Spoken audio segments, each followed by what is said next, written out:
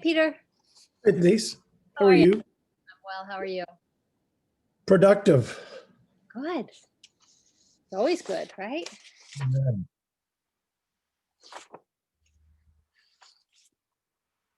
In fact, my wife lands in Washington DC to go make sure our two daughters are okay. She's What landing. What do your daughters do in Washington? One is doing her online schooling there with her older sister, and the older sister is working full-time for a large commercial real estate company. Oh, cool. Hi, Peter. Hi, Peter. Hello, how are you, Denise? Hi, Peter. Good.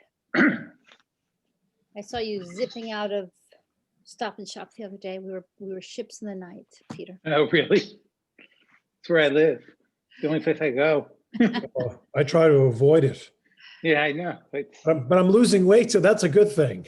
Oh, very good. Yeah. It's funny. People seem to want to eat every day. I don't know what that's about. yeah, really, it's a bad habit. It's the best way of doing it.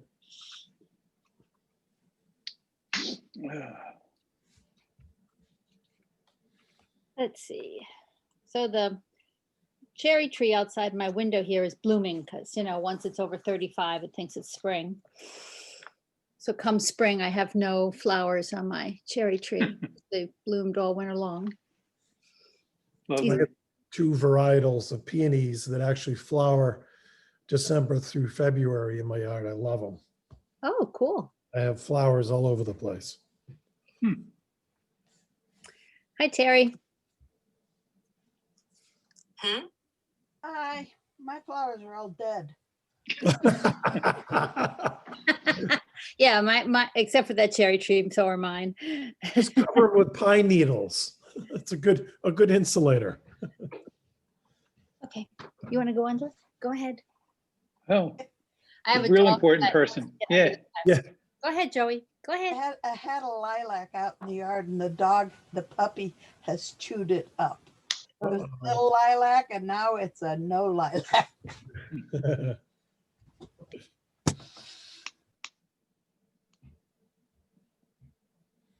Yeah, one of my dogs has decided that sitting underneath my desk while I'm on the phone or computer is a good idea. So I'm constantly talking to my desk. People are like, "Huh?" Well, at least it's not a cat that's decided your computer isn't warm. That's what pets are for, Cherry. They keep us company. Somewhat distracted and always on our toes. That's okay.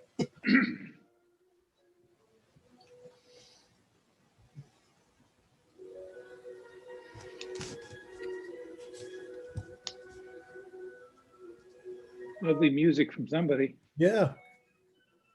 Yeah, my son's got music playing in the background. I'm going to go ahead and mute again. Okay, thanks, Terry.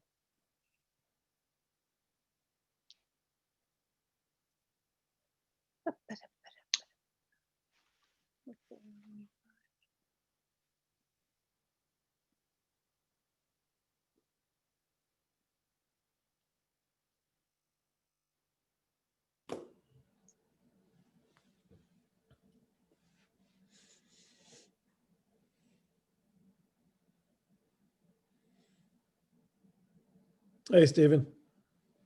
Hey, Peter. Hello, Stephen. How was everyone? We're well, thank you.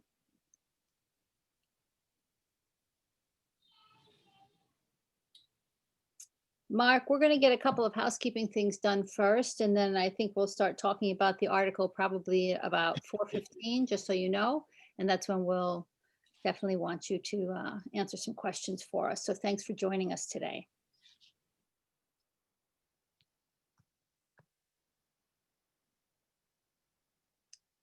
Now, here we go, participants.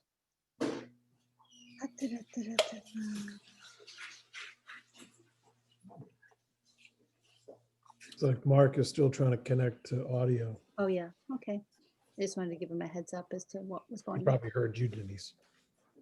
Hopefully. That'll reflect in your next bill.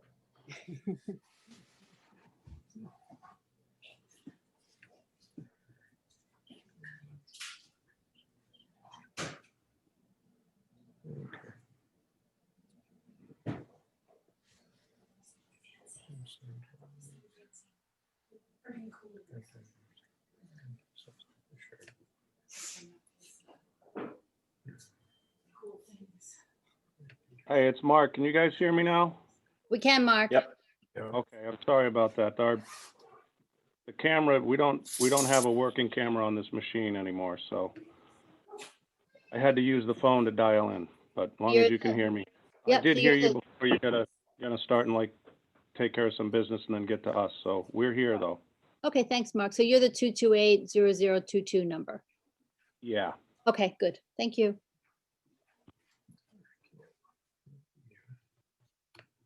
Hi, Chris. Hi, Joe.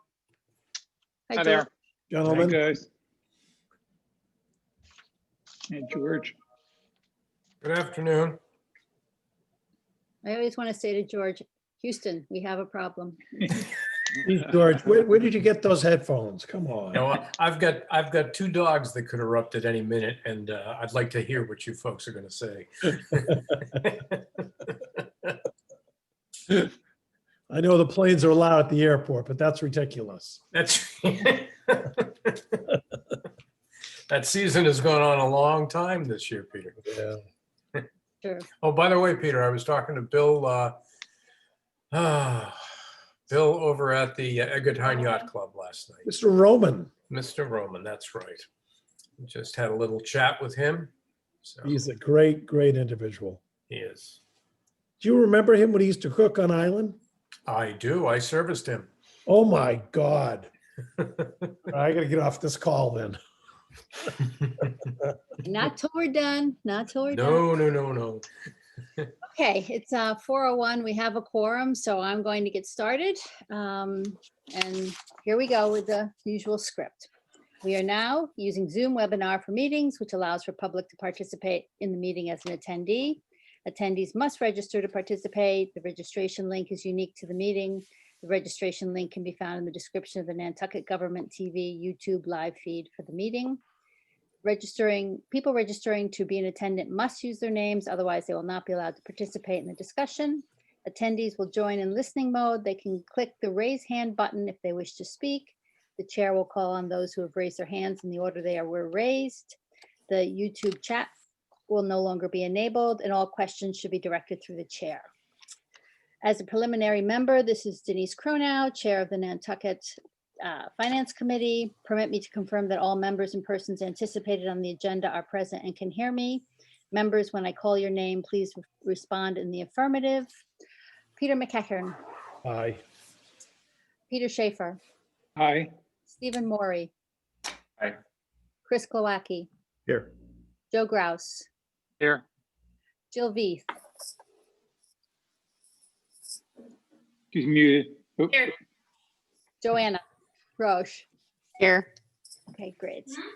Staff, when I call your name, please respond in the affirmative. So Brian Turbot was there. Brian, okay. Mark Willett. Here. Thank you, Mark. Okay, all right, so let me carry on with this. Good evening. This open meeting of the Finance Committee is being conducted remotely, consistent with Governor Baker's executive order of March 12, 2020, and due to the current state of emergency in the Commonwealth due to COVID-19. In order to mitigate the transmission of the virus, we've been advised and directed by the Commonwealth to suspend public gatherings, and as such, the governor's ordinance suspends the requirement of the open meeting law to have all meetings in a publicly accessible physical location. Further, all members of public bodies are allowed and encouraged to participate remotely. The order, which you can find posted with the agenda materials for this meeting, allows public bodies to meet entirely remotely so long as reasonable public access is afforded so that the public can follow along with deliberations of the meeting. Ensuring public access does not ensure public participation unless such participation is required by law. This meeting will feature public comment as noted. Please note that this meeting is being recorded and that all attendees are participating by video conference. Accordingly, please be aware that other folks may be able to see you and to take care not to screen share your computer. Anything that you broadcast may be captured by the recording. Now let me turn some business meeting ground rules. I will introduce each speaker on the agenda. After they conclude the remarks, I will go down the line of members, inviting each to provide comments, questions, or motions. Please hold until your name is called. Further, please remember to mute your phone or computer when you're not speaking. Please remember to speak clearly in a way that helps generate accurate minutes. For any response, please wait until the chair yields the floor to you and state your name before speaking. And if any members want to converse with other members, please do so through me, the chair. And finally, each vote taken in this meeting will be conducted by roll call. Okay, so I will call the meeting to order, the January 11th, 2021 meeting of the Finance Committee. We made the audio and video announcement, and now may I please have a motion and approval of the agenda? Move approval of the agenda. Second. Thank you, and here we go. Peter McEachern, Aye. Peter Schaefer, Aye. Joe, Aye. Chris, Aye. George, Aye. Jill, Aye. Joanna. Aye. And just as a point of, I'm only calling people by their first and last name when they have the same first name. Trying to speed it up a little bit. Okay. We don't have the minutes yet for December 10th. And so we'll go right to, we will have public comment on the articles that we are discussing, or the article that we're discussing. But prior to that, there is no one raising their hand. So I have opened and closed public comment at the same time. And we'll go right to committee reports. So I will start with Jill. Why don't you go ahead and tell us about the CRC? Well, we've met with all the groups that have put in grant requests. We have a total grant request of $760,000. I think that's where, no. Sorry, we're, I think, at 760 and the select board gave us 650. We're still waiting for Gosnell to pull out, and we think that they're not going to be part of the grant request, so that saves a little money. So really now it's just trying to make sure that we can meet the budget. And like I said, we've been through all the different organizations, and now we're going to start the site visits later this week. Okay, thank you. Great. George, would you like to go next? I don't think there's been any meetings of the. George, you're muted. There's been no meetings that I've been informed of, and so I have nothing more to report. Okay, that was easy. Thank you, George. Peter Schaefer? Okay, the Economic Recovery Committee has never met since, in many months. So that is no longer existing. The Senior Center Committee, just interestingly, in Nantucket Inn came back on the market.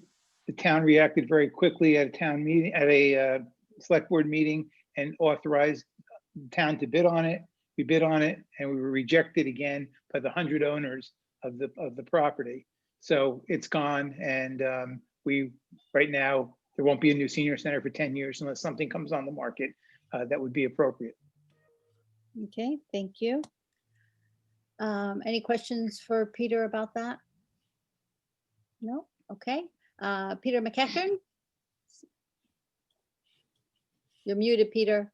You're muted. Unmute. There we go. And now There you goes my now we video. can't see him. That's probably best. There we go. Sorry, the Capital Committee has finished its meetings. We are now just waiting on Stephen to draft the first draft of the Capital Committee's recommendations and the budget and the funding sources. So we should see that by, I hope, the first pass by next week. Okay. Thank you. You're welcome. And Joe, on the Neighborhood First? There have not been any meetings since our last FinCom meeting, and really I have no updates other than what we discussed last time about the what would you call it? The acquisition of potential rental properties was dropped due to some problems with the bidding process, and I'm not aware of any next steps at this stage. Okay, thank you. All right. I would, if I just there, some of you, I've been, I guess in part due to my Habitat connections, been getting solicited by various people on the Affordable Housing Trust Fund. There is a video meeting, open town meeting tomorrow for the housing production plan. I don't know if it interests any of you, but I will be dialing in or whatever. It is related to this whole affordable housing issue. I think it's at 4:30. Is that correct? 4 o'clock, I think. 4 o'clock? Okay. Yeah. Thanks, Joe. Yeah, it's open to the public and they're looking for public comment. So for anyone that is interested to participate, I encourage you to register for it. Okay, and hello to Melissa, Jason, and Christy. Thanks for joining us today. Okay, now the next item in our agenda is to talk about the, well, I'm moving it up, is the budget, to go ahead and do the budget assignments as we did prior years as to who will be taking point on looking at each departmental budget. So I'm just going to go through and look for a show of hands of who volunteers for what. So the first one that I'm asking about is police, harbor master, and emergency preparedness. Peter McEachern, thank you. And someone else, please. So we have two, so Peter doesn't have to do all the questioning. I mean, thanks, Joanna. Everybody, of course, can ask all the questions they want to ask, but then two of us deep dive on each one and do it a little bit in more depth. Okay, fire. I guess you shouldn't yell fire, but fire. Fire. Peter Schaefer, thank you. And who else? Stephen, thank you. I'm just calling who I see first, by the way. There's no real preference here. So Joe, Mr. Very dark. Joe was a little slow to the hand up, so yeah. My Jeopardy buzzer button finger wasn't that quick. That's what I was just about to say. I'm not taking you to play whack-a-mole anytime soon, Joe. The Wannacomet Water, and obviously, okay, Jill and Joanna, okay. Sewer. Joe and Jill, okay. General fund. I mean, obviously I will, Chris, myself, okay. Chris and Denise. DPW. Peter McEachern and George, thank you. George. Solid waste. Joe, George, thank you. Our Island Home, I'm volunteering, myself and Chris, okay. That's the beauty of having the pen. I can write down that I have it. So, okay, that's it. Perfect. Now I had asked, I had sent Megan, the sponsor, Megan Glowacki, the sponsor of the Article Q, to join us. And she said she would try, but I don't see her on the list of attendees. And so hoping we've all read the proposed citizens warrant article, which proposes which you've seen. So it's a safety of drinking water is the article. And I'm sure all of you have it open in front of you. And with that, Mark, I'm actually going to turn it over to you to have you give us your thoughts on this particular article. And then we will ask you questions. It's a shame, Megan. I told her that potentially we wouldn't get to this till 4:15, so she still has a couple minutes, but. Okay. Well, I think everybody's aware from the stuff going on at the airport that Mass DEP has already set a standard of 20 parts per trillion for PFAS. And the way the state did it is there's probably 18 or 19 different compounds that make up PFAS. The Commonwealth of Massachusetts chose 6. They call it the PFAS 6. So when we sample for PFAS, you add up those 6 and it can't be greater than 20 parts per trillion. This article is asking to lower that to 15. I've emailed Megan with a few different questions as to, are we still using the PFAS 6? Does she want to look at different compounds? Is it any compound or any combination of compounds? I know years of work and research went into the number. EPA has the number set at 70.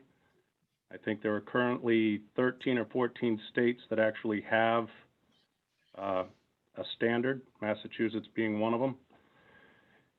Most states are sticking with that 70. There are a few states that are fighting EPA to get up into the hundreds. The sampling, as you know, we sampled on our own to be proactive. The mandated sampling is going to start next year. We don't know, or this year actually, this spring. We don't know if it's going to be quarterly or 2 times a year, talking with DEP. That'll depend on our first 4 quarter sampling. So no matter what, we have to sample 4 quarters. Our volunteer samples we took this fall that all came out good will count as our first quarter.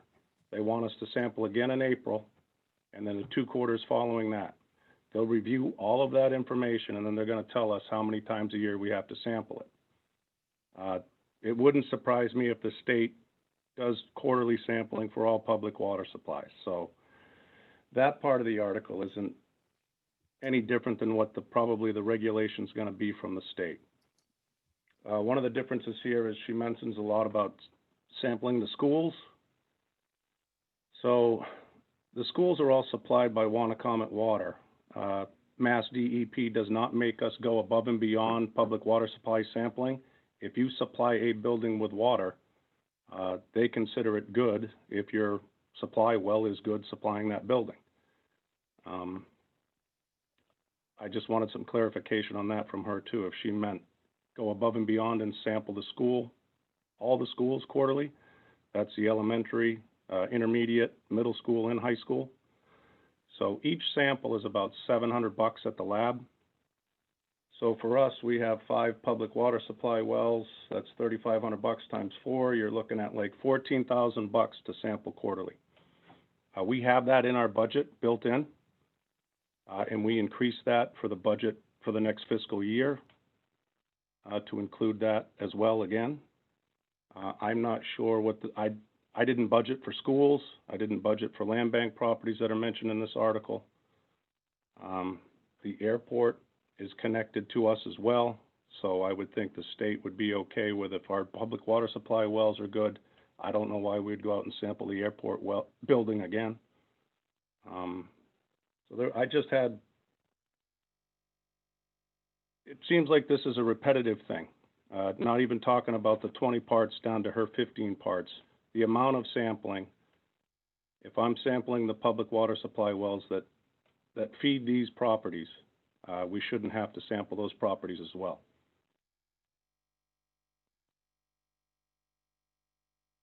Thank you, Mark. Questions? Please raise your hand. Jill? Mark, how quick do you have to put up the results of those tests? Online? How easily can the public find them? Thanks. Ours are online on the website. And to tell you the truth, it takes almost 30 days to get these results back. It's not like testing some of the other stuff. When we're talking about parts per trillion, to put it in perspective, if we were talking time, in 34,000 years of time, 1 part per trillion would be equal to 1 second in 34,000 years. So this is so small and so intricate. The lab, it takes time to analyze it. After we ship it, we FedEx it or UPS it overnight. We don't even get the results for up to a month out. The minute we get them, they can be posted. So you post them, it's not DEP posting it? Nope, and the information goes to DEP as well. Well, it will once. Everybody's got to remember, public water supplies right now are not mandated by DEP to sample for PFAS. We did this voluntarily. Once it's mandated in the spring, then those records will also be able to be viewed by the public on the DEP website. Okay. Thank you. Peter Schaefer? Yeah, hi, Mark. Just 2 quick questions. Number one is there anybody that you know that has the requirement of 15? I think Michigan might be 15. I think where I'm a little confused here is we don't own the groundwater, okay? The Commonwealth of Massachusetts owns the resource. I don't know, and I couldn't find in my research and digging around on the internet, anywhere where a municipality or a town changed the standard on something they don't own. The Commonwealth owns and manages the resource. They tell us how much we can pump. We get the water withdrawal permits. I have to do all the required sampling. All the sampling schedule comes from them. I don't know if we can pass something that we don't own, putting rules on something we don't regulate. I don't know how that works. If that's the case, every town in the Commonwealth would have zeros across the board on every chemical we look for. So to answer, not to answer that, but we don't have town council with us today, Mark, but this is Denise, but we do have their comment. And they were saying that while the maximum contaminant level in the bylaw is lower than that is currently adopted by the Massachusetts DEP, that would not necessarily lead to disapproval of the bylaw. So that's just the first comment that we received back from legal counsel in respect of, to your question about how would that work, and it doesn't really Right. explain it, but it gives you insight that you can at least go forward with it. Any other questions for Mark? Joanna?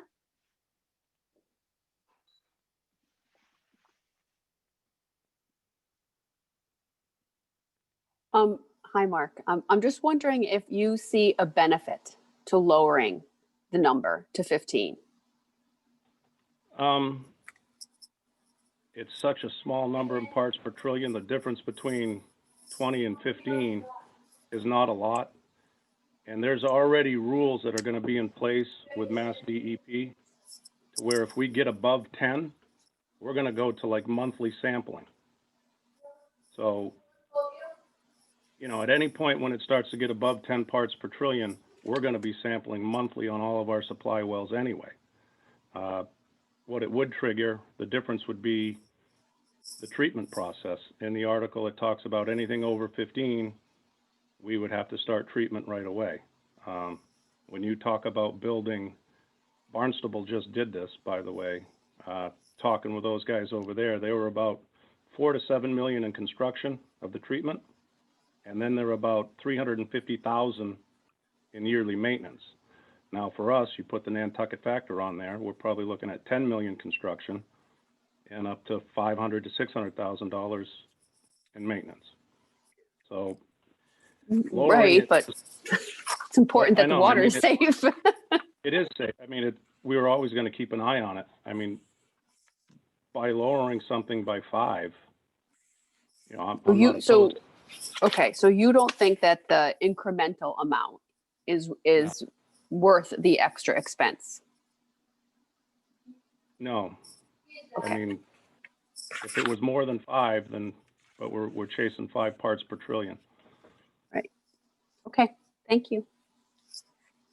Mark, this is Denise. What was, do you know what Barnstable's parts per trillion were? They had some in their public water supply well, which is in the area of the airport, that were really high, in the hundreds, I think. Okay. Thank you. Any other questions for Mark? Mark, it's George. I'm wondering how many gallons a day that Barnstable scaled their operation to versus what our gallons per day would be like. They pump quite a bit more in the summer. Obviously, there's a bigger population there that they serve. But until, and you guys might even remember a few years ago, if you were at the steamship or the High Line or at the airport, you saw the signs, the PFAS warning signs around the drinking fountains, and they had them all off. Until they got their treatment up and built, they had to buy water from the surrounding towns. I think they got some from Yarmouth and maybe Cotuit. For us, there is no connecting to anybody. Mm-hmm. Okay. Thank you. Jill, you have a follow-up question, and then Joe, I'll get to you next. Can I just make a comment? That's kind of, it could turn into a question, I suppose, but yeah, just for the group. What I don't want to happen at town meeting is for everyone to leave town meeting and be confused or think that we're not doing our best. And so I'm a little concerned about this article just turning into a greater discussion when there are just so many outliers. And I'm hoping that a lot of these questions can be answered before that. We can't separate what's happening at the airport from Megan's article.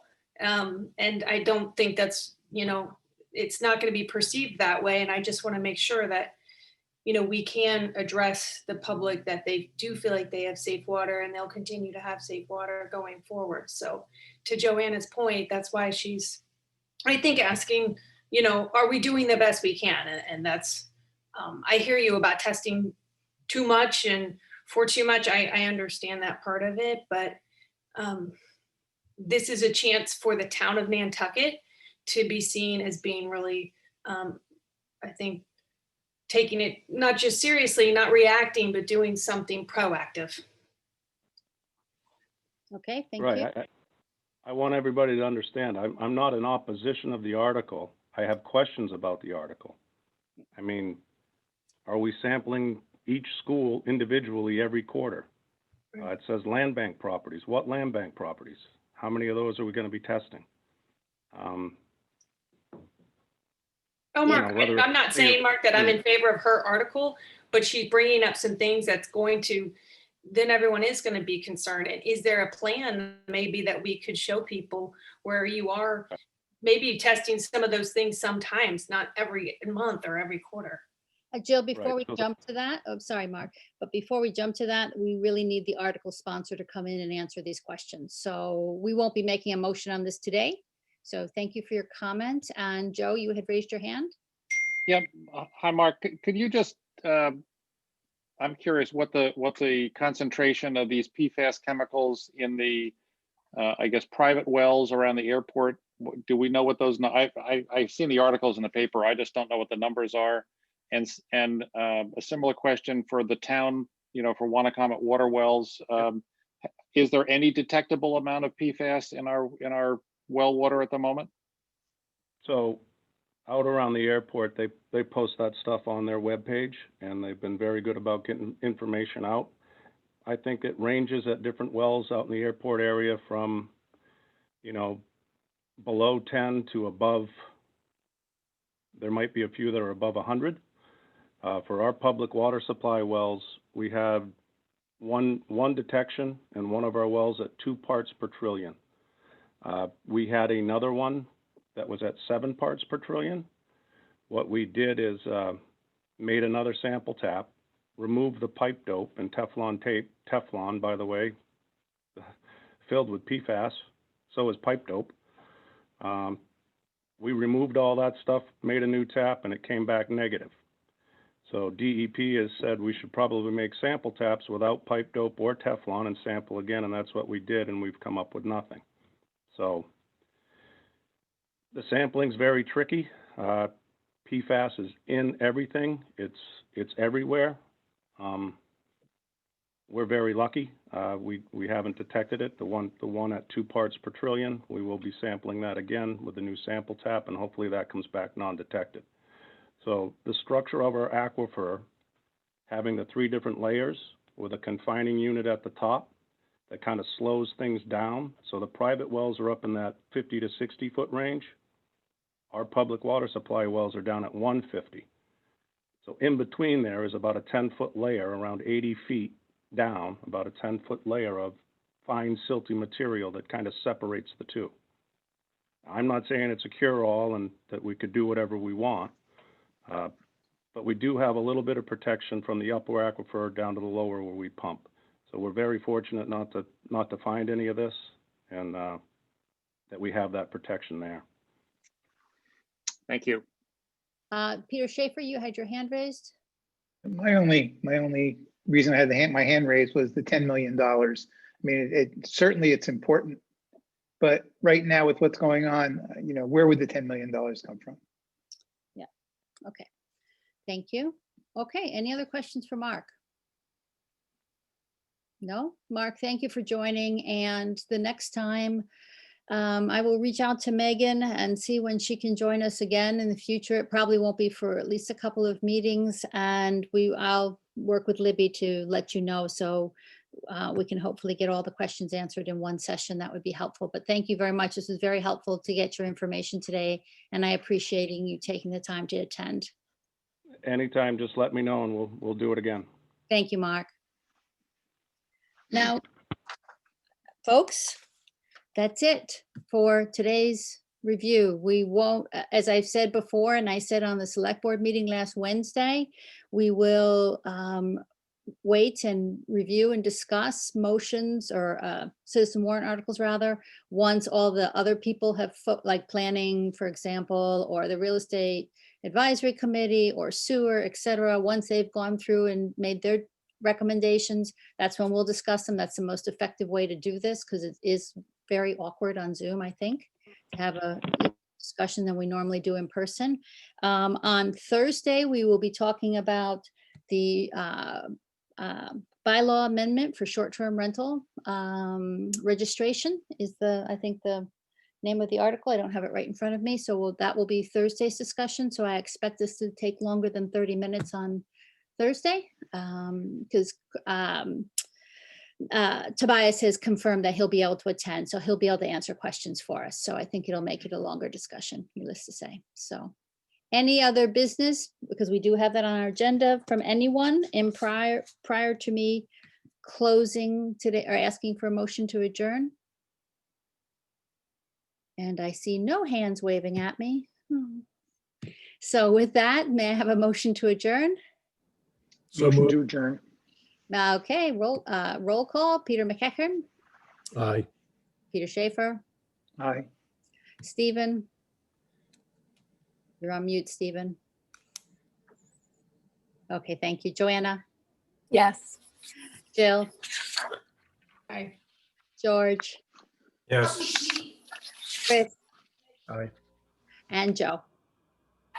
And Denise, I thank you everyone for attending, and we look forward to, it was nice at the select board. Thank you for the members for coming.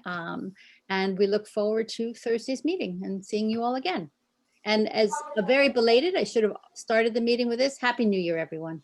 Happy New Happy New Year. Year. Happy New Thanks, Year. Denise. Happy New Happy Year New to Year. you and everybody else. Thank you, Terry. Nice Bye-bye. to see you all. I'm waving and I don't have a camera. Thanks, everyone. Bye, Terry. Bye-bye. Bye-bye.